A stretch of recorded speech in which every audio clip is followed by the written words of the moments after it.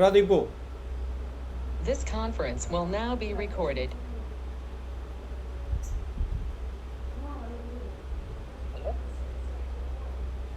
బాగుందా? ఇంకా తక్కువ ఉంది సార్ సౌండ్. మీరు సౌండ్ పెంచుతుండండి.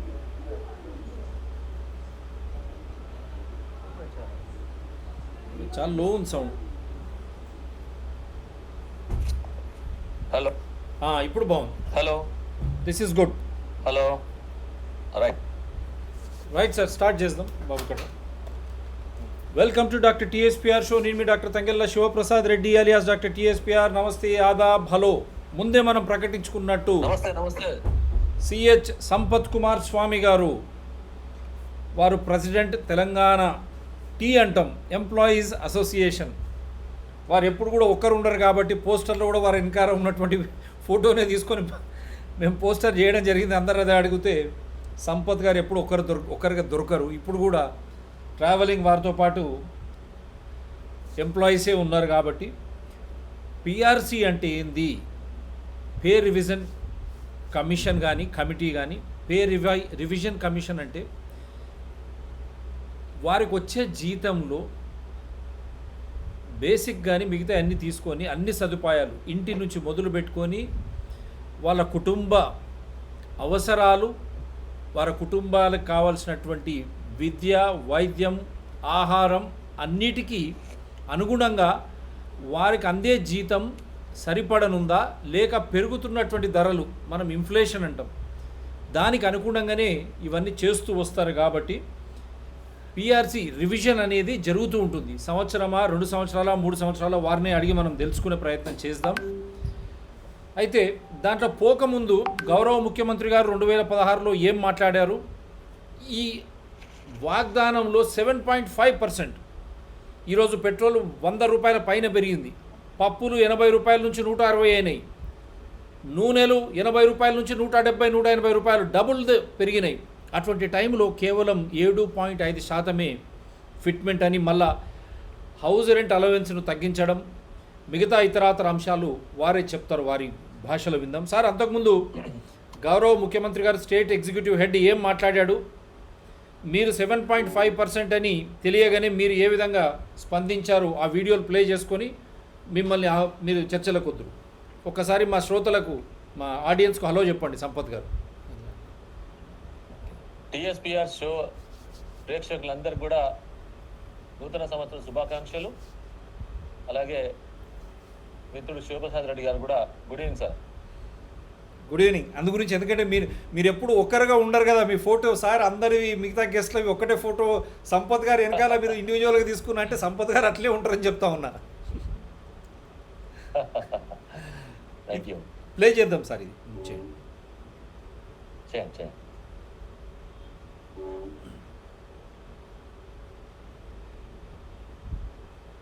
నెట్ ఉందా? రాష్ట్రం ఇంత మంచిగా పోయే తరుణంలో ఇంకా కమిట్మెంట్తో, ఇంకా ఉత్సాహంతో ఉద్యోగులు పనిచేయాల్సిన అవసరం ఉంది.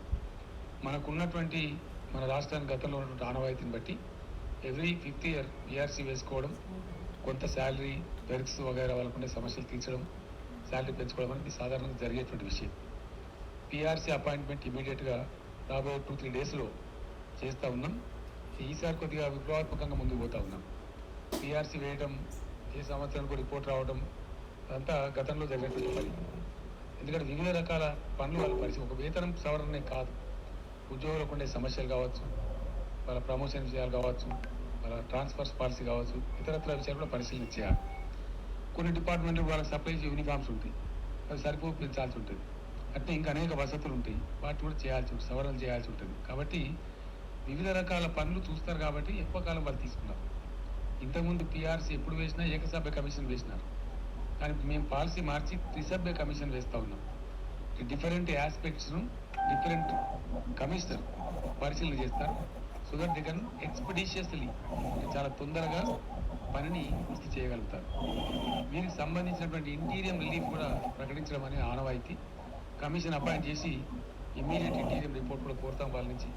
కోరి 2వ జూన్ రాష్ట్ర అవతరణ దినం ఉంది కాబట్టి ఉద్యోగులకు ప్రకటించేటువంటి ఇంటీరియం రిలీఫ్ 2nd జూన్ నాడు రాష్ట్ర అవతరణ దినం నాడు ప్రకటించాలని చెప్పి ఒక నిర్ణయానికి రావడం జరిగింది. అదేవిధంగా వాళ్ళ టర్మ్స్ ఆఫ్ రెఫరెన్స్లో 15th ఆగస్టు నేను ప్రకటించే విధంగా 15th ఆగస్టు కంటే ముందు ఒక 5 రోజులు 6 రోజుల ముందే రిపోర్ట్ ఇచ్చే విధంగా టర్మ్స్ ఆఫ్ రెఫరెన్స్ కూడా వాళ్ళకి ఇవ్వాలని చెప్పి నిర్ణయించడం జరిగింది.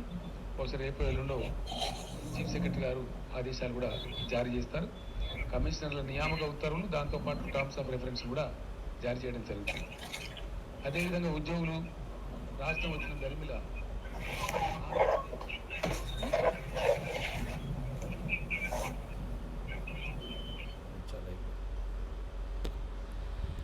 చూశారు కదా ముఖ్యమంత్రి గారు ఆగస్ట్ 2018 లోపుగానే వేతన సవరణలతో పాటు అన్నీ చేస్తామని వాగ్దానం చేసి ఎన్నికలకు పోయారు. 2021 ఇప్పుడు జనవరి మాసం కూడా అయిపోయి ఇప్పుడు ఫిబ్రవరిలోకి వస్తున్నాం. అంతే వాస్తవాలు పెడుతున్నాం. ఈ షోనే వాస్తవాలతో పోయేది. బంగారం 35,000కు తులం దొరికితే 80,000 1,20,000 కాళేశ్వరం ఎందుకు పెంచారు? బంగారం ఎవరు కొనొద్దంటలేరు. కానీ 35,000కు తులం దొరికే బంగారాన్ని 80,000 పెట్టి కొంటారు. మళ్ళీ ఇప్పుడు 1,20,000 పెట్టి కొంటున్నారు. అటువంటప్పుడు ప్రభుత్వం నడవాలన్న ఉద్యోగులు అనేది ఒక వ్యవస్థ. ఆ వ్యవస్థ ప్రజలకు ప్రభుత్వానికి మధ్యల ప్రణాళికలు కానీ ఆ ప్రణాళికల ద్వారా వచ్చే సంక్షేమం అభివృద్ధిని ప్రజలకు అందుబాటులోకి తెచ్చేది ఈ వ్యవస్థ ఉద్యోగులు. అదేవిధంగా మనం చూసాం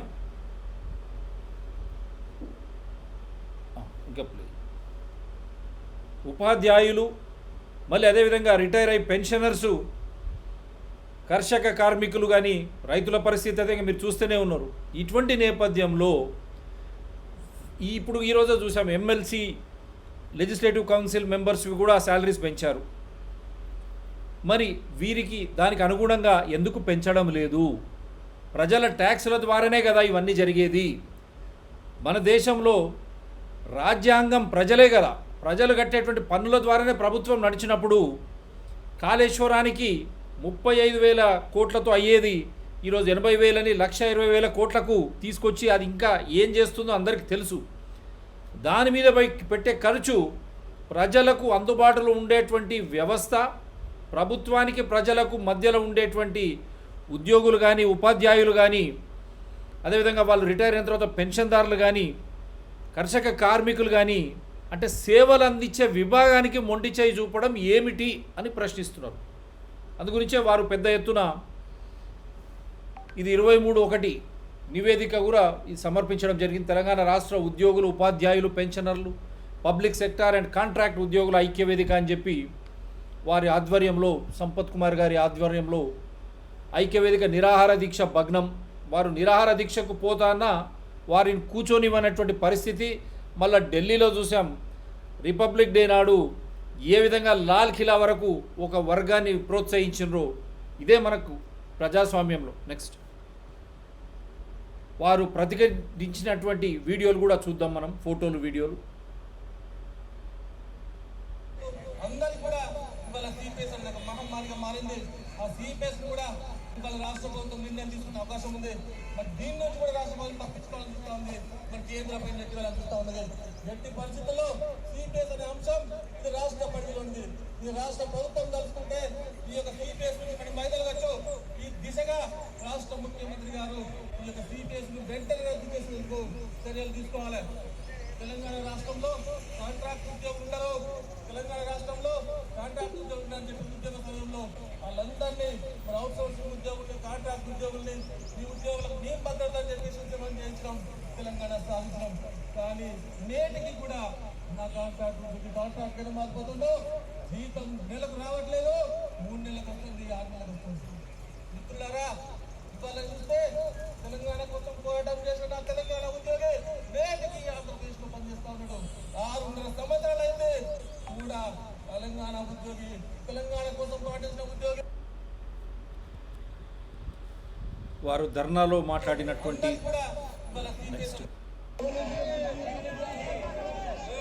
వారిని అరెస్ట్ కూడా చేయడం జరిగింది.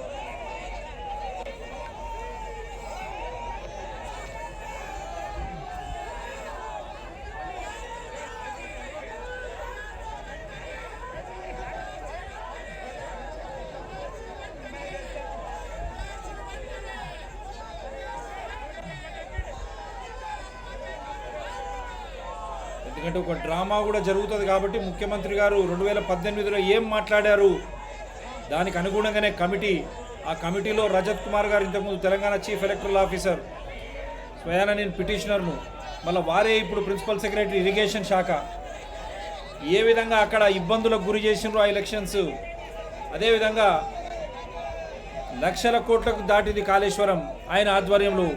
కానీ ఉద్యోగులకు మొండి చెయ్యి, ఉపాధ్యాయులకు మొండి చెయ్యి, కర్షక కార్మికులకు మొండి చెయ్యి, పెన్షనర్లకు మొండి చెయ్యి, నిరుద్యోగులకు మొండి చెయ్యి, విద్యార్థినులకు మొండి చెయ్యి, మొత్తం ప్రజలకు కరోనా సమయంలో చూశారు. ప్రజా ఆరోగ్యం పనికిరాని విధంగా లక్షలు ఖర్చు పెట్టి ప్రైవేట్ హాస్పిటల్కి పోయినా చనిపోయినటువంటి దుస్థితి తెలంగాణ రాష్ట్రంలో మనం చూస్తూనే ఉన్నాం. అది చాలా అనకుండా మళ్ళీ ఇప్పుడు ఉద్యోగులను ఈ విధంగా రెచ్చగొట్టే విధంగా, ఎందుకంటే ఎమ్మెల్సీ ఎన్నికలు, ఖమ్మం, వరంగల్ ఎన్నికలు ఉన్నాయి కాబట్టి ఈ విధంగా రెచ్చగొట్టి మేము ఏదో చేస్తున్నాం అని డైవర్ట్ చేయాలా. ఎందుకంటే రైతు పోరాటానికి మొదలు మద్దతు ఇచ్చి స్వయాన టీఆర్ఎస్ కేసీఆర్ ప్రభుత్వమే బంద్లో పాల్గొని ఏ విధంగా యూటర్న్ తీసుకున్నదో మనం చూసినాం. విపరీతమైనటువంటి ధరలు పెరుగుతుంది, ప్రజల నుంచి నిరసన వస్తుంది, అది చూస్తున్నాం. ఆ నేపథ్యంలో ఇది ఒక కొత్త డ్రామా, రోజు ఒక హెడ్లైన్, ప్రజలకు పనికొచ్చేది కాదు. మళ్ళీ ఇప్పుడు ఇమ్యునైజేషన్, వ్యాక్సినేషన్, కరోనా వ్యాక్సినేషన్ చూసాం. ట్రయల్స్ లేకుండానే 3rd స్టేజ్ ట్రయల్లో ఉన్నప్పుడే దాని వ్యాక్సిన్గా ఏ విధంగా ప్రజలపై రుద్దడం జరుగుతుందో దానిపై కూడా ప్రతిఘటిస్తూ ఉంటే, ప్లస్ జిహెచ్ఎంసీలో ఓడిపోయారు, దుబ్బాకలో ఓడిపోయారు, ఇవన్నిటినీ పక్కన పెట్టడానికే ఇది ఒక ఎత్తుగడన. అటువంటప్పుడు ఉద్యోగులే కావాల్సి వచ్చిందా? కరోనా సమయంలో పెట్రోలు, డీజిల్ ధరలు మండిపడి 100 రూపాయలకు దాటి నిత్యావసర వస్తువులు కూడా దానిపై ప్రభావం పడుతూ ఉంటే వాటిని పట్టించుకోకుండా పెట్రోల్, డీజిల్ ధరలు స్టేట్ కూడా తగ్గించవచ్చు, కేరళ రాష్ట్రం లాగా. మన రాష్ట్ర ప్రభుత్వం ఎందుకు తగ్గించడం లేదు? తగ్గిస్తే అది సామాన్యుడికి వెసులుబాటు, ఉద్యోగులకు వెసులుబాటు. ఇవన్నీ చేయకుండా ఈ విధంగా రెచ్చగొట్టే ధోరణి ప్రజాస్వామ్యంలో కరెక్టా? అందుగురించే మనము ఈరోజు చర్చను, ఈ అంశాన్ని తీసుకుందాం. ఆల్రెడీ సిపిఎస్ విధానం పట్లనే పెద్ద ఎత్తున పోరాటం జరుగుతుంది. మరి దాన్ని డైవర్ట్ చేయడానికి ఇది కొత్త పథకమా? మనం విందాం సంపత్ కుమార్ గారి ద్వారా.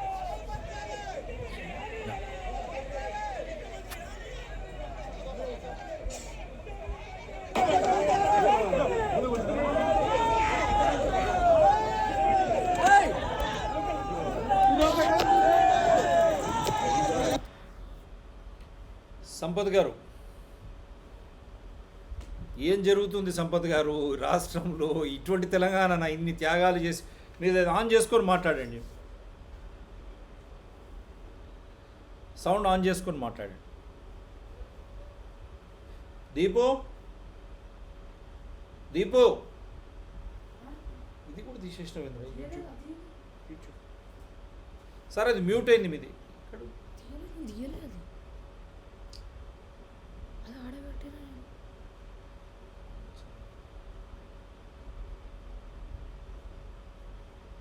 రైట్, ఓకేనా? ఇప్పుడు ఓకే సార్, ఓకేనా? Right right.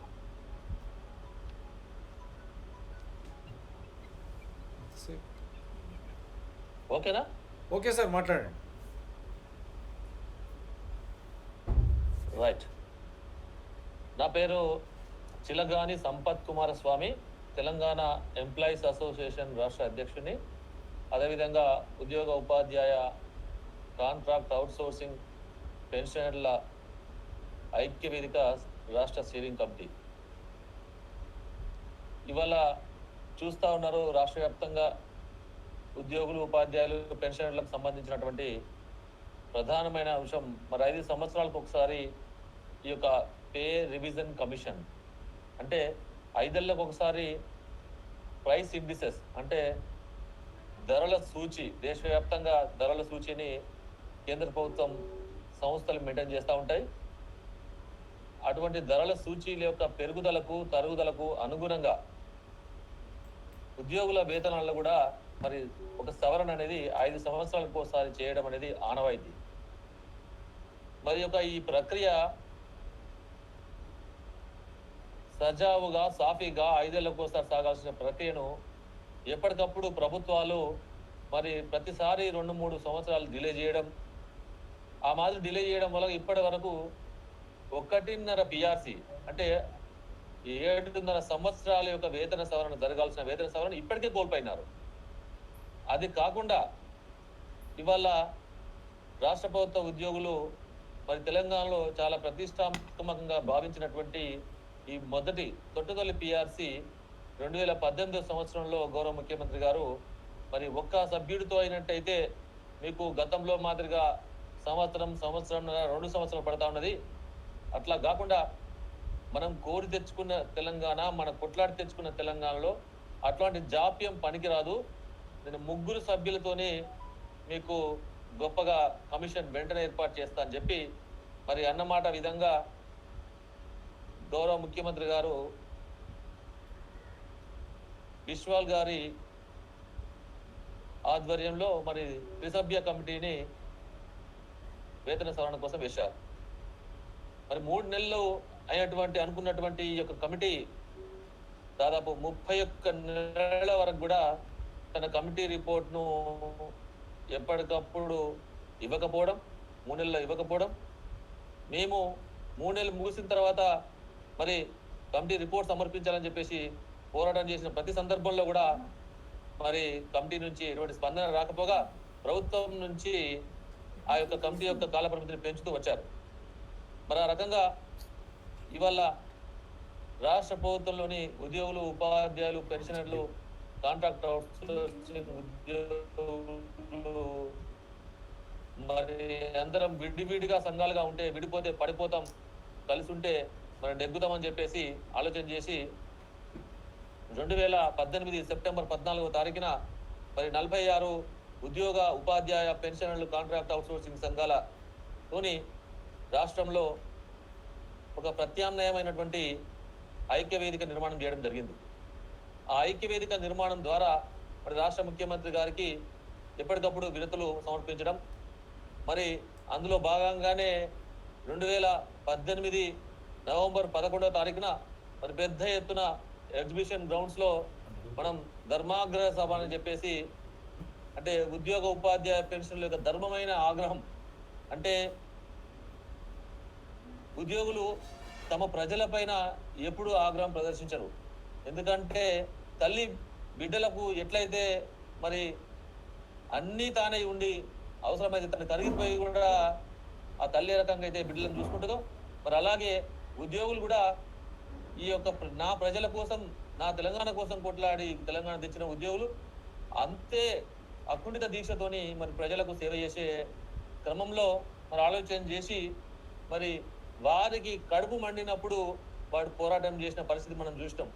ఆ పోరాట ఫలితము మరి రాష్ట్ర ముఖ్యమంత్రి గారు మరి రాష్ట్ర ప్రభుత్వ ఉద్యోగులందరూ కూడా తిరిగి మళ్ళీ అధికారంలోకి వస్తే తప్పకుండా మీకు ఘనమైన పిఆర్సీ ఇస్తానని చెప్పి మరి మేనిఫెస్టోలో పెట్టడం, మరి అదేవిధంగా మిగతా రాజకీయ పక్షాలు వారి మేనిఫెస్టోలో ఉద్యోగుల వయో పరిమితిని 60 సంవత్సరాలుగా మరి నిర్ణయించి మేనిఫెస్టో పెట్టిన సందర్భంలో మనం 61 సంవత్సరాలు ఇద్దామని చెప్పేసి కూడా గౌరవ ముఖ్యమంత్రి గారు మరి ఆ రోజు 2018 ఎన్నికల కంటే ముందు మరి మేనిఫెస్టోలో వారి యొక్క పార్టీ మేనిఫెస్టో పెట్టడం జరిగింది. అయినప్పటికీ కూడా మరి తిరిగి అఖండమైన మెజార్టీతోని మరి ఉద్యోగులందరూ కూడా వారి మాటలను విశ్వసించి మరి పెద్ద ఎత్తున ప్రభుత్వానికి, ఆ పార్టీకి మద్దతు పలికిన సందర్భంలో మరి రాష్ట్రంలో అతిపెద్ద పార్టీగా 2/3 మెజార్టీని సాధించి తిరిగి గౌరవ ముఖ్యమంత్రి అధికారం రావడం జరిగింది. మరి అధికారంలోకి వచ్చినప్పటి నుంచి కూడా రాష్ట్ర ముఖ్యమంత్రి గారిని ఎప్పటికప్పుడు ఉద్యోగులు వివిధ సందర్భాలలో రాష్ట్ర ముఖ్యమంత్రి గారికి అపాయింట్మెంట్ అడిగినప్పటికీ కూడా దొరకకపోవడం, మరి ఉద్యోగుల కోరికలు, ఉద్యోగుల న్యాయమైన డిమాండ్లు ఏవైతున్నాయో వాటి పరిష్కారం కాకపోవడంతో మరి గత డిసెంబర్ మాసంలో మరి పెద్ద ఎత్తున మనం పోరాటం చేసిన క్రమంలో ముఖ్యమంత్రి గారు మరి పిఆర్సీ కమిటీ రిపోర్ట్ను వెంటనే సబ్మిట్ చేయాలని ఆదేశించడం, మరి ఆ రకంగా డిసెంబర్ 31వ తారీఖున మరి కమిటీ రిపోర్టు బిశ్వాల్ గారి కమిటీ రిపోర్ట్ను సబ్మిట్ చేయడం జరిగింది. మరి సబ్మిట్ చేసినాక వెంటనే ఆ యొక్క కమిటీ రిపోర్ట్ని మరి వెబ్సైట్లో పెట్టాలా, ప్రజలకు అందుబాటులో ఉంచాలా? ఎందుకంటే ఇవాళ మనం చూస్తా ఉన్నాం, ప్రజల ఉద్యోగులకు జీతాలు చాలా ఎక్కువ అని చెప్పేసి మరి ప్రజల్లో బదనాం చేయడం జరిగింది. కాబట్టి మరి నిజంగానే ఒక 3 ఐఏఎస్ కమిటీ రికమెండ్ చేసింది అంటే దాంట్లో హేతుబద్ధత ఉంటుందని ప్రజలు కూడా భావిస్తారు. కాబట్టి అది ఏం పెట్టినరు, ఎటువంటి స్టడీ చేసి అధ్యయనం చేసి పెట్టిన విషయం ప్రజలు తెలుసుకోవాలనే ఉద్దేశంతో, అలాగే ఉద్యోగులు కూడా తమ యొక్క వేతనాలు ఏ మాదిరిగా మరి సిఫార్సు చేశారు, మరి ఏ మాదిరి సవరణ చేయడానికి అనుకూలమైన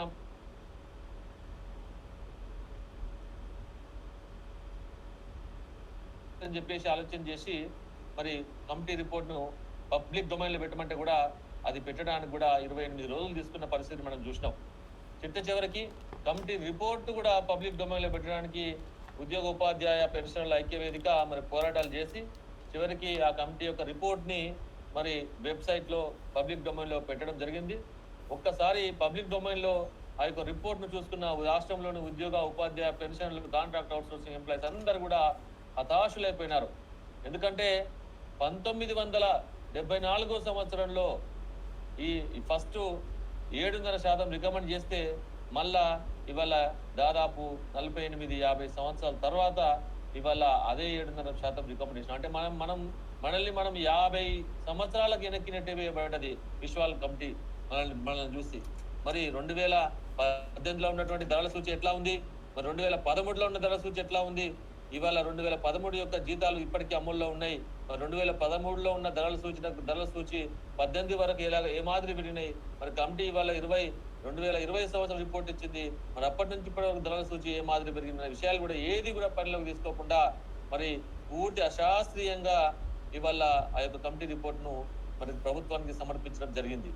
మరి అటువంటి కమిటీ రిపోర్టు రాగానే ఒక వారం రోజుల్లో ఉద్యోగులతో సమావేశం అని చెప్పి మరి వెంటనే దాన్ని అప్రూవ్ చేయాలా అని చెప్పేసి ముఖ్యమంత్రి ఆదేశించినప్పటికీ కూడా పబ్లిక్ డొమైన్లో పెట్టడానికి మరి ఆల్మోస్ట్ 1 మంత్ తీసుకోవడం, తిరిగి తనకు అనుకూలమైన ఉద్యోగుల సంఘాలతో మాత్రమే, ఉపాధ్యాయ సంఘాలతో మాత్రమే మరి చర్చలు చేయడం, మన రాష్ట్రంలో ఉన్నటువంటి ఈ కమిటీ రిపోర్టు కోసము మరి కమిటీ రిపోర్ట్ వెంటనే సబ్మిట్ చేయడం కోసము, సబ్మిట్ చేసిన రిపోర్ట్ను ఆ పబ్లిక్ డొమైన్లో పెట్టడం కోసం మరి ఎప్పటికప్పుడు పోరాటాలు చేసినటువంటి ఐక్యవేదిక నాయకుల్ని మరి ఈ సందర్భంగా చర్చలకు పిలవడంలో విస్మరించడం కూడా చాలా బాధాకరం. ఎందుకంటే సగటు ఉద్యోగ ఉపాధ్యాయుల యొక్క అవస్థలు, సాధక బాధకాలు అనేటిది క్షేత్రస్థాయిలో మరి పోరాటాలు చేసే సంఘాలకు మాత్రమే తెలిసి ఉంటుంది. కానీ ఈ మాదిరి మరి హైదరాబాద్లో ఉన్న సంఘాలకు మరి ఏదైతే క్షేత్రస్థాయిలో ఉద్యోగులతో మమేకమై లేని సంఘాలకు ఏమాత్రం తెలిసే అవకాశం లేదు. కాబట్టి గౌరవ ముఖ్యమంత్రి గారిని మీ ద్వారా నేను ఈ ఐక్యవేదిక నాయకులు చర్చలకు పిలిచినట్టయితే మరి నిజంగా ఉద్యోగ ఉపాధ్యాయ నాయకులు, నిజంగా సగటు ఉద్యోగి, మరి సగటు ఉపాధ్యాయుడు, సగటు పెన్షన్ తీసుకుంటున్నటువంటి పెన్షనరు ఏం కోరుకుంటున్న విషయం ప్రభుత్వం తెలిసే అవకాశం ఉంటుందని చెప్పేసి కూడా ఈ సందర్భంగా నేను తెలియజేసుకుంటున్నాను. అంటే ఇప్పుడు సంపత్ గారు, ఒకటి సూటి ప్రశ్న మీకు, మీరు ఏం డిమాండ్ చేశారు, వారు ఏమి మీకు ఇవ్వలేదు? సార్, మేము డిమాండ్ చేసేది ఏంటంటే ఉద్యోగ ఉపాధ్యాయ పెన్షనర్లకి 5 సంవత్సరాలకు ఒకసారి వేతన సవరణ జరగాల.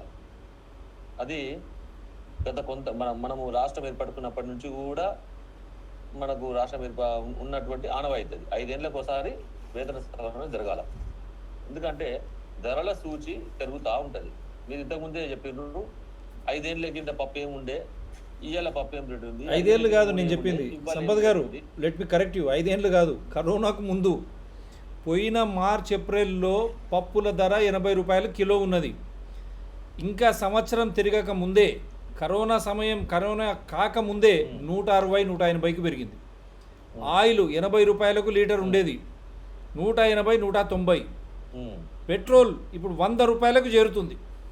అదే పెట్రోల్ డీజిల్ 100 రూపాయలకు చేరితే నిత్యావసర ధరలు ఇంకా ఇప్పటికి డబుల్ అయినాయి. కాబట్టి ఇంకా ధరలు పెరుగుతాయి. 2018లో 54 రూపాయలు 55 రూపాయలు ఉండే సార్. ఇవాళ మనము 100 రూపాయల దాకా చేరుకుంటున్నాం. కానీ విశ్వాల్ కమిటీ, ఈ కమిటీ ఏర్పాటు చేసింది ప్రభుత్వాన్ని దృష్టిలో పెట్టుకొని కాదు, ఉద్యోగుల స్థితిగతులు దృష్టిలో పెట్టుకొని, ధరల సూచీని దృష్టిలో పెట్టుకొని ఏ మాదిరి ఆ ధరల సూచి పెరిగింది అనేది ఆలోచన చేయాలి. ఉద్యోగుల జీవన ప్రమాణాలు ఎట్లా ఉన్నాయి, స్థితిగతులు ఎట్లా ఉన్నాయి, ఇది ఆలోచన చేయాలి. కానీ దురదృష్టవశాత్తు అవి ఏమీ కూడా పరిగణలో తీసుకోకుండా మరి రాష్ట్ర ప్రభుత్వ పరిస్థితిని, ఆర్థిక పరిస్థితిని మాత్రమే పరిగణలోకి తీసుకొని రిపోర్ట్ ఇచ్చినట్టుగా మరి చెప్తా ఉన్నారు. ఇవాళ నేను మీ సూటిగా మీ ద్వారా నేను రాష్ట్ర ప్రభుత్వ పెద్దలను అడిగేది ఏంటంటే, ఇవాళ ప్రతి అంశంలో కూడా ఏ సంక్షేమ పథకం కూడా మనం ఇవాళ రాష్ట్ర ప్రభుత్వంలో ఆగుతలేవు, ఏ అభివృద్ధి పథకాలు కూడా రాష్ట్ర ప్రభుత్వంలో ఆగుతలేవు. మరి ఆగనప్పుడు ఈ అభివృద్ధి పథకాలని, ఈ సంక్షేమ పథకాలని చాలా చక్కగా క్షేత్రస్థాయిలో మీరు చేసిన పాలసీలు, మీరు రూపొందించిన పాలసీలు అన్నింటినీ కూడా క్షేత్రస్థాయిలో అమలు చేస్తున్నటువంటి ఈ యొక్క ఉద్యోగోపాధ్యాయులకు, వారికి న్యాయంగా రావాల్సిన జీతాలకు మరి ఎందుకు అడ్డుపడుతున్నారు? ఎందుకు మీరు చాలా ఇంత తీవ్రమైన జాప్యం చేస్తా ఉన్నారు అనేదే ఇవాళ ఇక్కడ సమస్య. ఇప్పుడు ముఖ్యంగా ఇప్పుడు రైతుల పోరాటం చూసాం, అక్కడ రైతులకు ధర రావడం లేదు, కానీ మనం కొనే మనందరికి కూడా ధర విపరీతంగా పెరుగుతుంది. అర్థమైంది కదా సార్? ఇప్పుడు రైతులు ఎప్పుడో అమ్మేశారు, ఇప్పుడు కొత్త పంటలు ఇప్పుడు జనవరి నుంచి వస్తున్నాయి మనకు పప్పులు. పోయిన సంవత్సరం జనవరిలో అమ్మేసిన పప్పుల ధరనే వాళ్ళకు అప్పటికి 50-60 ఉన్నది, ఇప్పుడు 180 అయింది. వాళ్ళకు రైతుకు లాభంగాలే, ఇక్కడ మనం కొనే వాళ్ళకి కన్జ్యూమర్స్కు మనకు పెద్ద ఎత్తున ఇది పిడుగులాగా. సో ఇటువంటి సందర్భంలో మీరు ఉద్యోగ సంస్థలుగా సూటిగా మీరు ఏం డిమాండ్ చేసిండ్రు, ఇప్పుడు ఏం డిమాండ్ చేస్తున్నారు ప్రభుత్వాన్ని? ఈ కమిటీ రిపోర్ట్ వచ్చింది, ఇవాళ అపార్ట్ ఫ్రమ్ ఈ పే డివిజన్ కమిషన్ అంటే ఏంటి, పే రిడక్షన్ కమిషన్ గా మారిపోయింది, అంటే జీతాన్ని తగ్గించే కమిషన్ గా మారిపోయింది. పిఆర్సి అంటే ఇది పిసినారి కమిటీగా మారిపోయింది. ఈ సందర్భం మనం దీంట్లో చెప్పుకోవాల్సి వస్తుంది, చాలా దురదృష్టకరం. ఇంకా చెప్పాలంటే ఒక్క ఫిట్మెంట్ నే కోరుకోలే ఉద్యోగులు, వారు నిజంగా కోరుకునే ఏంటంటే సిపిఎస్ అంటే కాంట్రిబ్యూటరీ పెన్షన్ పథకం 2004లో మరి చాలా గొప్పగా ఉంటుందని చెప్పేసి ఉద్యోగుల్ని నమ్మబలికి ఇవాళ దేశవ్యాప్తంగా ఈ నూతన పెన్షన్ విధానం తీసుకొచ్చింది. నూతన పెన్షన్ విధానంలో ఏంటంటే ఒక 10% ఉద్యోగులు వారి జీతం నుంచి కాంట్రిబ్యూషన్ ఇస్తారు, దానికి సమాన స్థాయిలో మరి ప్రభుత్వం కూడా కాంట్రిబ్యూషన్ ఇస్తుంది. ఈ రెండు అంటే మొత్తం జీతానికి 20%, మూల వేతనానికి 20% ఒక నగదు అమౌంట్ పిఎఫ్ఆర్డిఏ ఒక సంస్థ జేబులోకి పోయి తద్వారా అది షేర్లలో పెట్టి వచ్చిన పెద్ద ఎత్తున ప్రాఫిట్స్ వస్తాయి. ఆ ప్రాఫిట్స్ అన్ని కూడా మీకే వస్తాయని చెప్పి నమ్మబలిగితే ఇవాళ మనం చూస్తా ఉన్నాం, దానికి అది అనుకున్నట్టుగా కాలేదు, బోల్తా పడ్డది. ఉద్యోగుల పరిస్థితి కూడా మరి సిపిఎస్ పథకంలో ఉద్యోగులు వస్తే అదే బోల్తా పడ్డ పరిస్థితి మనం చూస్తా ఉన్నాం. ఇవాళ 1500, 2500 పెన్షన్ వచ్చే ఉద్యోగుల పరిస్థితి కూడా మనం చూస్తా ఉన్నాం సిపిఎస్ పథకంలో. అంటే నూతన పెన్షన్ విధానంలో, కాంట్రిబ్యూటరీ పెన్షన్ విధానంలో అటువంటి దారుణమైన పరిస్థితి మనం చూస్తా ఉన్నాం. ఆ యొక్క కాంట్రిబ్యూటరీ పెన్షన్ పథకాన్ని రద్దు చేయమని చెప్పేసి గత 5-6 సంవత్సరాలుగా చాలా సీరియస్ గా రాష్ట్ర స్థాయిలో, దేశ స్థాయిలో ఉద్యమాలు జరుగుతూ ఉన్నాయి. ఈ యొక్క పే డివిజన్ కమిషన్ ఖచ్చితంగా ఆ దిశగా ఆలోచన చేయాల్సి ఉండే. ఎందుకంటే ఇవాళ 5-6 సంవత్సరాలు అంటే ఒక ఎమ్మెల్యే 5 సంవత్సరాలు, ఒక ఎమ్మెల్సీ 6 సంవత్సరాలు పనిచేసిన, 5-6 సంవత్సరాలు పనిచేసిన మరి ఇవాళ శాసనసభ్యులు, శాసన మండలి సభ్యులు, మరి పార్లమెంట్ సభ్యులకు కావచ్చు, వారికి మరి పెన్షన్ ఇవాళ రాష్ట్ర కేంద్ర ప్రభుత్వాలు కల్పిస్తా ఉన్నాయి. మరి మొత్తం జీవితకాలం యవ్వనం నుంచి మొదలుపెట్టి కంప్లీట్ వాళ్ళ జీవితం అంతా కూడా మరి వేరే పని కాకుండా ఇదే పని, ఒక ప్రజలకు సేవ చేయడం అనే పనిగా పెట్టుకున్న ఉద్యోగోపాధ్యాయులకి మరి పెన్షన్ లేకపోతే రేపు చివరికి వాళ్ళ దిగిపోయినాడు అంటే రిటైర్మెంట్ అయి ఇంట్లో పోయినాడు, మరి కుటుంబ సభ్యులు ఏ మాదిరి గౌరవిస్తున్న విషయాన్ని కూడా ఇవాళ చూసుకోవాలి. వాళ్ళ ఆర్థిక పరిస్థితి చాలా ఘోరంగా ఉంటది. రావచ్చు కాక ఆ రోజు 10 లక్షలు, 20 లక్షలు, 30 లక్షలు రావచ్చు కాక, రాగానే మరి గద్దలు లెక్క మీద కుటుంబ సభ్యులు ఇవాళ ఆ ముసలి దగ్గర పైసలు గుర్తుకుని వెళ్ళగొట్టి నీకు ఇబ్బంది పంచుకొని పోతే మరి రోజు ఎట్లా కడితే తర్వాత. కాబట్టి ఈ యొక్క పెన్షన్ ఖచ్చితంగా ఉద్యోగోపాధ్యాయులకు ఉండాల్సిందే. అంటే ఈ యొక్క కొత్త పెన్షన్ విధానం రద్దు చేసి పాత పెన్షన్ విధానాన్ని అంటే అది అమలు చేయాలని చెప్పేసి కూడా దీర్ఘకాలికంగా ఉద్యమాలు జరుగుతూ ఉన్నాయి. మరి ఆ యొక్క సిపిఎస్ రద్దు అనే అంశాన్ని అసలు రద్దు చేయాలన్న సిఫారసుని విశ్వాల్ కమిటీ చేయడంలో పూర్తిగా విఫలమయ్యారు. మరి అంతేకాకుండా ఇప్పటికే 10% ఇస్తున్నటువంటి నిధులు ఎక్కడ పోతున్నాయో తెలియని పరిస్థితి మనం చూస్తే ఇంకా 14% కట్ చేయాలని చెప్పేసి కూడా ఇవాళ ఆ బిస్వాల్ కమిటీ గారు మరి రికమెండ్ చేయడం జరిగింది. ఇది ఎంత శోచనీయము అంటే ఆల్రెడీ 10% పోతుంది, అది ఎక్కడుందో లెక్క తెలియదు. ఇంకా 4% ఎక్స్ట్రా పోతుంది. ఇప్పుడు ఒక్కసారి మనం లెక్కలు చూసుకుంటే పిఆర్సీ రికమెండ్ చేసింది 7.5% అండి. ట్రీట్మెంట్ మూల వేతనం మీద 7.5% పెంచమని రికమెండ్ చేసింది. అందులో ఏమంటారు, ఈ హెచ్ఆర్ఏ అంటే హౌస్ రెంట్ అలవెన్స్, ఇంటి అద్దెలకు సంబంధించిన అలవెన్స్ ని 30% నుంచి 24 చేసింది. అంటే స్ట్రేట్ అవే 7.5 పెంచింది, ఆడ 6% తగ్గించింది. ఇంక ఎంత మిగిలింది సార్? 1.5 మిగిలింది. 1.5 లో 4% అదనంగా కట్ చేయమన్నాడు కదా వీళ్ళకి. హైదరాబాద్ లో పనిచేసిన సిపిఎస్ ఉద్యోగి 4% కట్ చేయమన్నాడు ఎక్స్ట్రా. ఇంతకు 10 ఉండే 14 చేయమన్నాడు. ఈ 4 కూడా పోయింది అనుకో, అందులోకి -2.5. ఇది కాకుండా ఇంతకుముందు ఉచితంగా మీకు అందరికి ఈహెచ్ఎస్ లో అంటే ఎంప్లాయీ హెల్త్ స్కీమ్ లో మీకు వైద్య సేవలు ఇస్తాన ప్రభుత్వము ఇక్కడ నుంచి మీరు 1% కట్టాలని చెప్పేసి ఇవాళ కమిటీ రికమెండ్ చేసింది. అంటే ఏమైంది? 3.5%. అంటే మిమ్మల్ని ఉద్యోగుల వేతనాలు మరి సవరించమని చెప్తే ఉద్యోగుల వేతనాలు తగ్గించేందుకు మరి కమిటీ చేసినట్టు కనబడుతుంది. అంటే ఇవాళ యథాతథంగా కనుక కమిటీ రిపోర్ట్లు అమలు అయినట్టయితే ఇవాళ రాష్ట్ర ప్రభుత్వ ఉద్యోగులకు 3.5% అంటే ఇవాళ తీసుకునే జీతం కంటే 3.5% తక్కువ జీతం తీసుకునే అవకాశం ఉండేది. ఇందుకోసం ఈ తక్కువ జీతం తీసుకున్నందుకు మేము ఇంతకాలం పోరాటాలు చేసింది. అంటే మొత్తానికి ప్రభుత్వ ఉద్యోగ వ్యవస్థ లేకుండా చేసేటువంటి కుట్రలో భాగమే అంటారా ఈ ఐఏఎస్ అధికారులు? వాళ్ళకు కూడా కట్ చేయాలి కదా. ఇప్పుడు వాళ్ళకి అన్నీ ఫ్రీ కదా, గ్యాస్ దగ్గర నుంచి. వాళ్ళకి ఎందుకు మరి డీజిల్ పెట్రోల్, వాళ్ళకంత మూల వేతనాల్లో పెంపు? ఐఏఎస్ అధికారుల యొక్క వేతనాలు కేంద్ర ప్రభుత్వ పరిధిలో ఉంటాయండి. అది ఒక్కసారి మళ్ళీ ఉండే అంశం ఇది. ఐఏఎస్ అధికారుల వేతనాలు అనేది ప్రక్రియ అనేది అడ్మినిస్ట్రేటివ్ సర్వీసెస్, ఐఏఎస్ఏ కాదు, అన్ని అడ్మినిస్ట్రేటివ్ సర్వీసెస్. వాళ్ళు అక్కడ నుంచి కూడా అంటే వాళ్ళు హాయిగా ఉంటారు. అక్కడ నుంచేమో అక్కడ మీరు కేంద్రం నుంచేమో అవి రెగ్యులర్గా పెరుగుతున్నాయి వాళ్ళకు. అక్కడ ఎక్కడ తగ్గుదల లేదు. I'm right. ఐఏఎస్లకు రెగ్యులర్గా అక్కడ పెరుగుతూ వస్తుంది, వేతన సవరణ కేంద్రం చేస్తుంది. కానీ వాళ్ళు మటుకు ఈ కమిటీలో ఉండి ఇక్కడ ఉండే ఉద్యోగులకు మటుకు అన్యాయం చేస్తున్నారు. I'm right. So correct sir, correct. దీన్ని ఇప్పుడు మేము ఎప్పుడు కూడా ఎవరికో వేతనాలు ఎక్కువ ఉన్నాయని మేము ఎప్పుడు టెన్షన్ వల్లే అరటపల్లే. మా వేతనాలు తక్కువ ఉన్నాయి, మాకు చాలా ఇబ్బందులు ఉన్నాయి.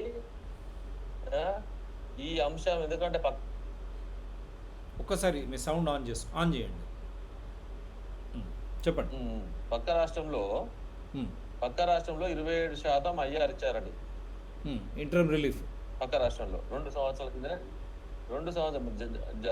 జగన్ గారు ముఖ్యమంత్రి కాగానే వెంటనే 27% ఐఆర్ ఇచ్చారు. మరి మన రాష్ట్రంలో మన ధనిక రాష్ట్రం అని చెప్పి మనం ఎంతో సంతోషపడ్డ రాష్ట్రంలో ఇవాళ 2 పైసలు ఐఆర్ కూడా మనకు లేదు. మన రిపోర్ట్ వచ్చింది, రిపోర్ట్ సంబంధించి కూడా చూస్తే మనం అందరం కూడా హతాశులయ్యే 7.5%. అది లెక్కేసుకుంటే 3.5% మైనస్. ఏం చేయమంటారు ఉద్యోగుల్ని? ఎవరికి చెప్పుకోవాలా? ప్రజలకు ఉద్యోగులకు సంబంధాలు కడిగేస్తాను. ప్రజలకు అంటే ఏ ప్రజలైతే ఏ ఉద్యోగులతో సేవలు తీసుకొని వాళ్ళ సేవలు అందాలనో ఆ సేవలు అందించే మెకానిజం కిన్ను సేవలు తీసుకునే పౌర సమాజానికి సంబంధాలు లేకుండా సేవలు అందించే యొక్క నెట్వర్క్ ని ఉద్యోగోపాధ్యాయుల్ని దోషులుగా వాళ్ళని కూడా పెడితే వీళ్ళు ఏ రకంగా సఖ్యతగా ఉంటుందండి?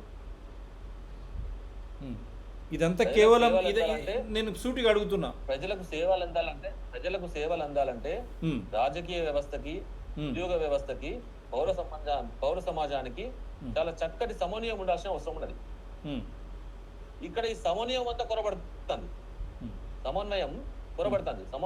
సమన్వయం కొరబడడం మూలంగానే ఇవాళ ఈ దుస్థితి రాష్ట్ర ప్రభుత్వానికి, రాష్ట్ర ప్రభుత్వ ఉద్యోగులకు. మిమ్మల్ని సూటిగా 2 ప్రశ్నలు. ఇది మీ స్వయంకృత అపరాధం కాదా? మీ దగ్గర ఉన్న సంఘాలే గెస్టెడ్ ఆఫీసర్ సంఘం, ఎన్జిఓ సంఘం, గెస్టెడ్ ఆఫీసర్స్ సంఘం నుంచి వాళ్ళు ఏ మంత్రులు కూడా అయ్యిండ్రు, ఎన్జిఓ సంఘం నుంచి చైర్మన్లు అయ్యిండ్రు, రిటైర్ అయ్యే వరకు వాళ్ళకు అన్ని హంగులు. సో ఇది కూడా మీ పతనానికి కారణమా? మీలో ఐక్యత లేకపోవడానికి కారణమా? ఒకటి. రెండవ ప్రశ్న, ఎమ్మెల్సీలో ఎట్లాగూ ఉద్యోగులు తర్వాత అధ్యాపకులు వాళ్ళు ఎట్టి పరిస్థితుల్లో ఓటు మాకు వేయరు అనేది వాళ్ళు నిర్ధారణ చేసుకొని, ప్లస్ అదేవిధంగా ఖమ్మం కానీ వరంగల్లో కూడా అర్బన్నే కాబట్టి ఉపాధ్యాయులు కానీ ఉద్యోగులు కానీ వాళ్ళ కుటుంబాలు మాకు ఓట్లు వేయవు, వీళ్ళని ఈ విధంగా దోషులుగా నిలబెట్టి ప్రజల అంటే ఒక అటెన్షన్, రైతుల సమస్యను యూటర్న్ తీసుకున్నాడు కాబట్టి దాని నుంచి తప్పించుకోవడానికి, విపరీతమైనటువంటి ధరలు పెరిగినాయి దాని నుంచి తప్పించుకోవడానికి, అన్నిటికన్నా ముఖ్యం అవినీతి. ఈ షో ద్వారా మనం అవినీతి ఆధారాలతో ప్రశ్నిస్తున్నాం, కాళేశ్వరం టు పాలమూరు రంగారెడ్డి. ఈ అవినీతిని కూడా తప్పించుకోవడానికి మిమ్మల్ని దోషులుగా ముందుకు ఈ విధంగా తీసుకురావడం మీరు అంగీకరిస్తున్నారా? సార్, చరిత్రలో ఎప్పుడైనా ఏ కూటమిలైనా ఒకవైపు ఉండదు.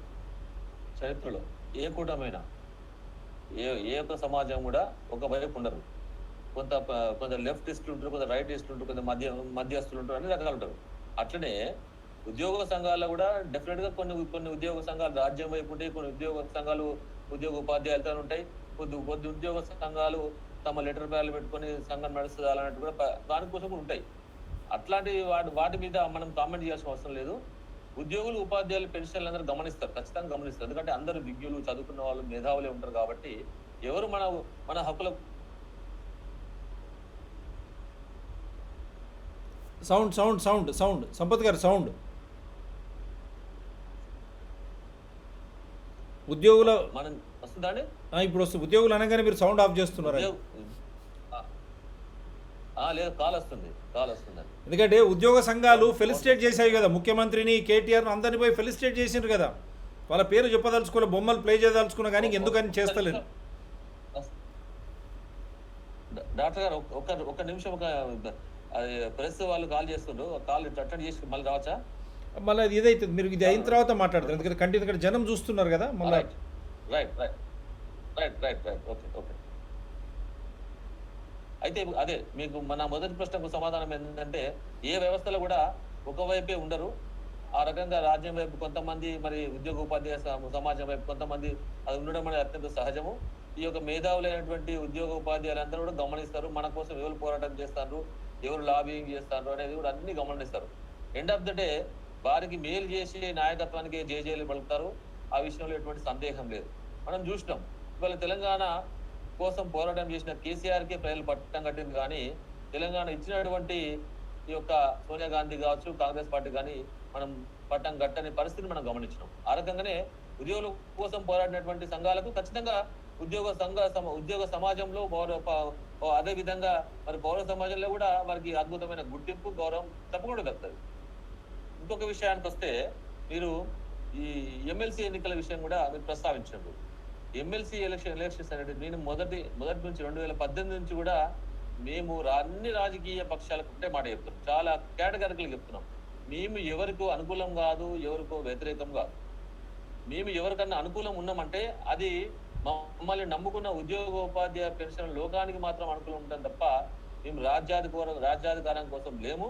రాజ్యాధికారం కోసం చేసే పోరాటంలో ఎవరైనా నెగ్గనిగాక, మీరు ఆ పోరాటం ఎవరైనా చేసుకోండి, ఆ రాజ్యాధికారం మీరు తీసుకోండి. కానీ రాజ్యం మీద రాజ్యాధికారం చేసే ఏ రాజకీయ పార్టీలైనా ఖచ్చితంగా ఉద్యోగ ఉపాధ్యాయులు కానీ కలుపుకొని పోయినట్టయితే మరి పౌర సమాజానికి 4 రోజులకు అందే సేవలు మరుక్షణమే అందుతాయి. తద్వారా అద్భుతమైన పేరు ప్రఖ్యాతులు అంతిమంగా రాజ్యం చేస్తున్నటువంటి పార్టీలకే వస్తుంది. తద్వారా ప్రజలు మళ్ళీ వాళ్ళని ఆశీర్వదించే అవకాశం కూడా వస్తుంది. కాబట్టి ఆ దిశగా ఆలోచన చేయాలని చెప్పేసి కూడా ఇవాళ నేను అన్ని రాజకీయ పక్షాలకు విజ్ఞప్తి చేస్తా ఉన్నాను. ఇంకొకటి, ఇంకో ప్రశ్నలో మీరు మర్చిపోయినట్టున్నారు. మీ సంఘాలే గెస్టెడ్ ఆఫీసర్స్ కానీ నాన్ గెస్టెడ్ ఆఫీసర్స్ వాళ్ళు పోయి సన్మానం చేశారు కదా ముఖ్యమంత్రికి నెల ముందే. ఆయన అనౌన్స్ చేయగానే మేము అన్నీ చేస్తున్నాం అనగానే, మరి వారి ఎంబడి లేరా ఎంప్లాయీస్? మొన్న 1 month బ్యాక్ నేను ఆ ఫోటోలకి ప్లే చేయడం లేదు. నేను ఇంకా చాలా పెద్ద ఎత్తున మాకు సాయం చేస్తున్నాడు గెస్టెడ్ ఆఫీసర్స్కు. వాళ్ళు ప్రభుత్వం ఎంబడి ఉన్నారు, మా ఎంబడి ఉద్యోగులు ఉన్నారు. వాళ్ళ ఎంబడి ఎవరు లేరంటారు. నేనేం చెప్తాను సార్, వాళ్ళు ప్రభుత్వం ఎంబడి వాళ్ళు ఉన్నారు, మా ఎంబడి ఉద్యోగులు ఉన్నారు. అంటే అది కూడా పెద్ద ఎత్తున దాన్ని ఆ రోజు పత్రికాముఖంగా వాళ్ళని చేసినప్పుడు ఆ రోజు మీలాంటి నాయకులు ఎవరు అప్పుడు బయటకు వచ్చి మాట్లాడలేదు కదా, ఈ విధంగా ప్రతిఘటించలేదు కదా. ఎందుకు ఎప్పటికప్పుడు ప్రకటిస్తున్నాం సార్. బహుశా మీ దృష్టికి రాకపోవచ్చు, ఎందుకంటే మీరు సమాజంలో ఉన్న ప్రతి అంశాన్ని మరి స్పృశిస్తూ చాలా పెద్ద ఎత్తున మీరు చేస్తున్న కృషిని నేను తప్పకుండా అభినందిస్తా. ఆ సందర్భంలో మరి ఉద్యోగులు అనే అంశం మీ దృష్టికి రాకపోవచ్చు, కానీ ఉద్యోగోపాధ్యాయ సంఘాలుగా మేము మొదటి నుంచి కూడా పోరాటం పంథాన్ని వదులుకోలేదు. ఆ దిశగానే మేము చేసుకుంటా పోయినాం. వండర్ఫుల్. వెళ్ళే ముందు లాస్ట్ చివరి ప్రశ్న మనకు ఎస్ఎంఎస్. ఖచ్చితంగా కఠినంగా మీరు ఏమి కోరుకుంటున్నారు, దాన్ని సాధించడానికి మార్గాలు ఏంటివి, మీ పోరాటం ఎంతవరకు పోతుంది? థ్యాంక్ యూ అండి. అయితే ఇవాళ రాష్ట్ర వ్యాప్తంగా ఉన్నటువంటి ఉద్యోగ ఉపాధ్యాయ సమాజము, పెన్షన్ల లోకము, పబ్లిక్ కాంట్రాక్ట్ ఎంప్లాయీస్ అసోసియేషన్ అందరూ కూడా కోరుకునేది ఒకటేనండి, పక్క రాష్ట్రం ముంగట మనల్ని పరువు తీయద్దు. ఎందుకంటే ఇవాళ బలవంతంగా వాళ్ళని ఎలగొట్టాం, ఇక్కడికి వెళ్ళి ఎలగొట్టి మన స్వరాష్ట్రం మనం తెచ్చుకున్నాం. ఆ అణచివేతలు తప్పించుకోవాలని మన స్వరాష్ట్రం మనం తెచ్చుకున్న రాష్ట్రంలో వాళ్ళు 27% ఐఆర్ వస్తూ ఉన్నది చాలా కాలంగా. మరి మన వాళ్ళకు ఇంతవరకు పిఆర్సి కమిటీ మొన్ననే రిపోర్ట్ ఇచ్చింది, వెంటనే రావాలా. ఆ చూస్తే రిపోర్టు 7.5% ఫిట్మెంట్ ఉంది. అది కాకుండా గత పిఆర్సి, ఇవాళ మేము కోరుకునేది అంతిమంగా గత పిఆర్సి 43% మనకు ఫిట్మెంట్ ఇచ్చారు మూల వేతనం పైన. అంతకు తగ్గకుండా ఫిట్మెంట్ ఇవ్వాలని చెప్పేసి ఇవాళ రాష్ట్ర ప్రభుత్వ ఉద్యోగ ఉపాధ్యాయ సమాజం అంతా, పెన్షన్ సమాజం అంతా కోరుకుంటా ఉన్నారు. అంతేకాకుండా ఇవాళ ఉద్యోగ ఉపాధ్యాయ సమాజం పట్ల ఒక పెనుభూతమై మరి ఉన్నటువంటి ఈ కాంట్రిబ్యూటరీ పెన్షన్ పథకాన్ని వెంటనే రద్దు చేయాలని చెప్పేసి కూడా ఇవాళ మన సమాజం కోరుకుంటుంది. ఆ రోజు మనం అందరం కూడా కాంట్రాక్ట్ అవుట్సోర్సింగ్ ఉద్యోగులందరినీ కూడా మన ఉద్యమంలో తీసుకొచ్చే సందర్భంలో మాకు ఉద్యోగ భద్రత లేదన్నా, మేము మీతో పాటు మీరు రెగ్యులర్ ఎంప్లాయీస్, మీరు ఉద్యోగం చేసినా ఏమైనా మాకు నీకేం కాదు, మాది ఇవాళ పోతే మళ్ళీ రాదు ఉద్యోగము, మా భద్రత లేదంటే, తమ్మి ఏం కాదు, మేము ఉన్నాం, మాతో పాటు నువ్వు రా, నీకు ఏమైనా మేము చూసుకుంటాం. రేపు పొద్దున మనం సాధించుకున్న తెలంగాణ లోపల కాంట్రాక్ట్ అనే సిస్టమ్ ఉండదు, మీ అందరి ఉద్యోగాలు పర్మనెంట్ అయితే అని చెప్పేసి మేము చెప్పడమే కాకుండా నాటి ఉద్యమ నేత నేటి ముఖ్యమంత్రి గారు ఆ రోజు పలు సందర్భాలలో తెలంగాణ రాష్ట్రంలో కాంట్రాక్ట్ ఉద్యోగం అనేటువంటి ఉండడం చెప్పేసి కూడా చాలా సందర్భాలలో వాళ్ళు నొక్కి చెప్పింది. మరి ఆ సందర్భం మనం చూస్తే వాళ్ళ ఒక కాంట్రాక్ట్ ఎంప్లాయ్, అవుట్సోర్సింగ్ ఎంప్లాయ్ కూడా రెగ్యులర్ గానే పరిస్థితి. ఏదన్నా కోర్టు కేసులు ఉంటే అది ఆ కాగితాలు ఏదన్నా కావచ్చు, మరి కనీసం అప్పటి వరకు అవన్నీ కోర్టు కేసులు తేలేంత వరకన్నా వాళ్ళు ఏ పని చేస్తుండ్రో అంటే సమాన పనికి సమాన వేతనం ఇవ్వాలని చెప్పేసి కూడా ఇవాళ కాంట్రాక్ట్ ఎంప్లాయీస్, అవుట్సోర్సింగ్ ఎంప్లాయీస్ పక్షాన ఇవాళ ఐక్యవేదిక కోరుకుంటా ఉన్నది. అదేవిధంగా ఎన్నికలకు ముందు ఏదైతే మనకు 61 సంవత్సరాలు ఇస్తా అని చెప్పేసి ముఖ్యమంత్రి గారు వాగ్దానం చేసిండ్రో మేనిఫెస్టోలో, ఆ మేనిఫెస్టోను అమలు చేయమని చెప్పేసి కూడా 61 సంవత్సరాల వయ పరిమితిని ఉద్యోగోపాధ్యాయ సమాజాన్ని పెంచాలని చెప్పేసి కూడా ఈ సందర్భంగా నేను రాష్ట్ర ముఖ్యమంత్రి గారిని, గౌరవ ముఖ్యమంత్రి గారిని కోరుకుంటున్నాను. మీరు ఆశించిన విధంగా ముఖ్యమంత్రి స్పందించేస్తారు? రావాలా ఖచ్చితంగా. ఉపాధ్యాయ ఉద్యోగ లోకం, పెన్షన్ లోకం అంతా కూడా ఈ సమస్యలు సాధించుకున్నందుకు చాలా కసితో ఉన్నారు. డెఫినెట్ గా వాటిని సాధించుకుంటామని విశ్వాసం. ఎందుకంటే పోరాడితే పోయేది ఏమి లేదన్నట్టుగా ఖచ్చితంగా మన హక్కులు సాధించబడింది తప్ప మరొకటి లేదు. దేశ చరిత్ర కావచ్చు, ప్రపంచ చరిత్ర కావచ్చు, ఏ ఉద్యమ ఫలితాలైనా కానీ ఉద్యమం చేస్తేనే ఫలితాలు వచ్చింది తప్ప లాబింగ్ చేస్తే ఫలితాలు ఎక్కడ రాలేదు. మరి నేను ఇవాళ మీ ద్వారా మీరు ఎప్పుడైతే చెప్పినటువంటి సంఘాలు ఏవైతే ప్రభుత్వ పక్షంగా ఉన్నాయో ఆ ప్రభుత్వ పక్షంగా ఉన్న సంఘాలందరికీ కూడా, నేతలందరికీ కూడా నేను చేతులు జోడించి వినమ్రంగా నేను అడుగుతున్నా, మీరందరూ కూడా మరి ఉద్యమంలో కలిసి వచ్చినట్టయితే నాడు తెలంగాణలో మనందరం కలిసి సబ్బండ ఉద్యోగ ఉపాధ్యాయ పెన్షన్ లోకం అంతా కలిసి పోరాటం చేస్తే ఏ రకంగా అయితే నాటి ప్రభుత్వాలు మరి వాళ్ళని మెడల్ వంచి మనం వెళ్ళగొట్టి ఇవాళ మన స్వరాష్ట్రాన్ని సాధించుకోగలిగినామో, మరి అదే రకంగా ఇప్పుడు కూడా ఖచ్చితంగా మనందరం కంటే ఏకతాటి మీద వచ్చినట్టయితే మన సమస్యలు ఖచ్చితంగా పరిష్కరించబడతాయని చెప్పేసి కూడా ఈ సందర్భంగా నేను విజ్ఞప్తి చేస్తా ఉన్నాను.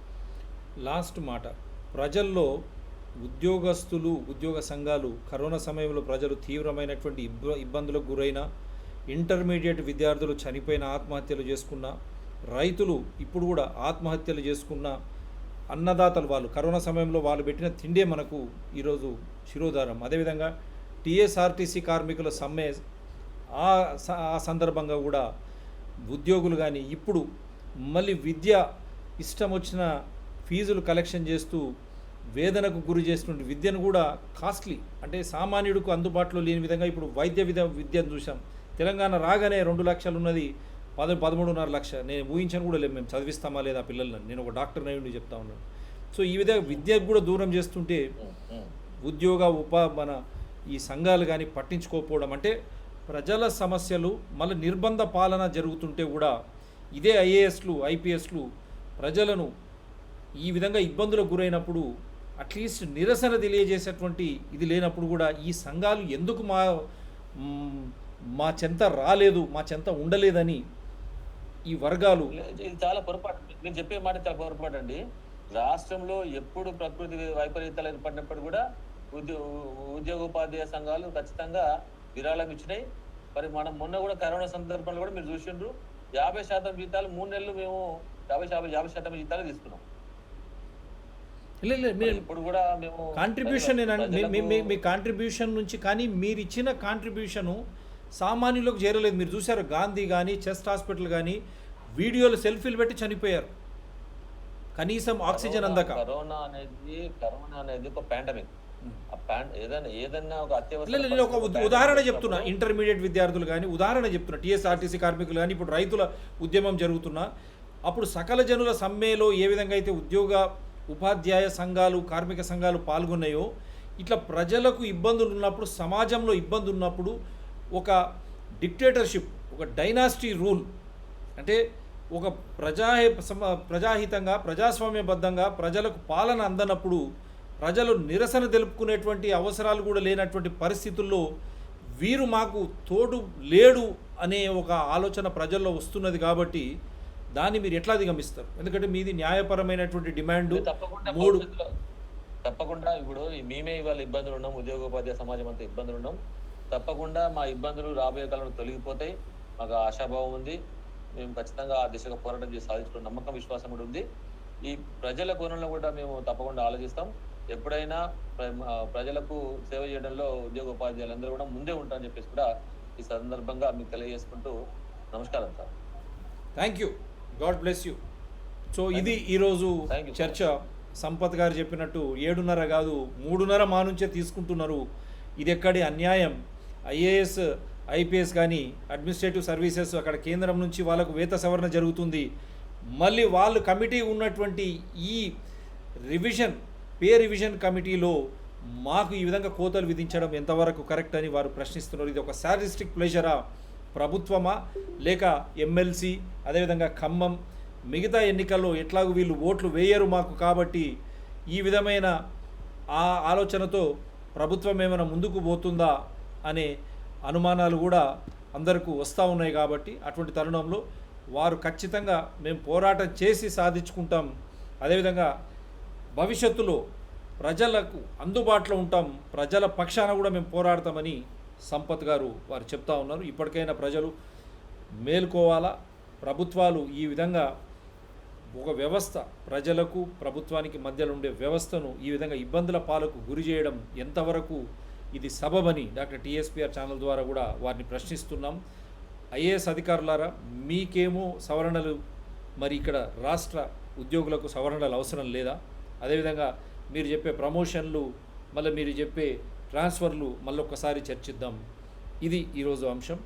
మీరు ఎప్పుడు కూడా ప్రజాస్వామ్యంలో ప్రజలారా మీరు ఒకటి గుర్తుపెట్టుకోవాలా, మనమే ఈ రాజ్యాంగ వ్యవస్థ, మనం రాజ్యాంగాన్ని సమర్పించుకున్నాం కాబట్టి భయాలు తీసేయండి.